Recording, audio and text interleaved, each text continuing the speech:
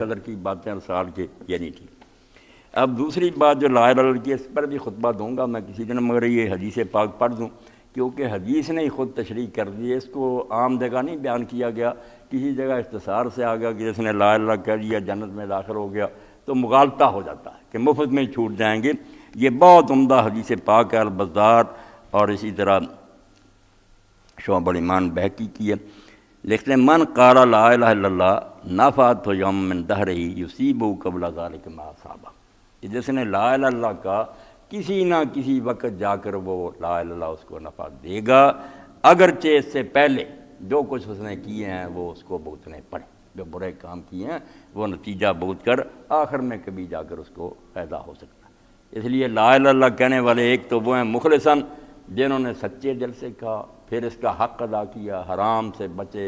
جو فرائض سے ادا کیے، وہ تو پہلے نمبر میں اول وہلا جنت میں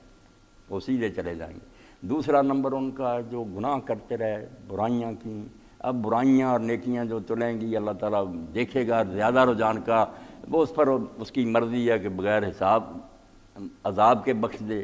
یا پھر عذاب دے کر جان چھوڑے۔ اور ایسے لوگ جنہوں نے بالکل بے شرمی سے گناہ کیے مگر ایمان پھر بھی اندر موجود تھا کہ اللہ سچا، اس کا رسول سچا، ان کے بارے میں فرمایا نفعت یوم من دہر، کسی نہ کسی وقت جا کر یہ کلمہ ان کو بھی فائدہ دے گا۔ اور حدیث میں آتا ہے کہ بت پرست اور مشرک تانا دیں گے کہ یار تم بھی ہمارے ساتھ ہی جر رہے ہو، کیا ملا توحید ماننے سے تمہیں؟ تو اللہ کی غیرت جوش میں آئے گی، کہا اچھا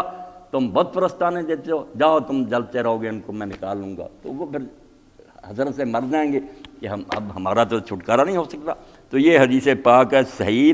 6434 نمبر، صحیح الجامع صغیر صفحہ 1098، الترغیب اسی 1932 میں پوری بحث، ابن الرابی طبرانی صغیر، حلیۃ الاولیاء، الخطیب ابو ہریرہ رضی اللہ عنہ سے، کہ کسی نہ کسی دن یہ ایمان بھی اگر ہوگا تو فائدہ دے جائے گا، یصیبہ قبل ذلک ما اصابہ،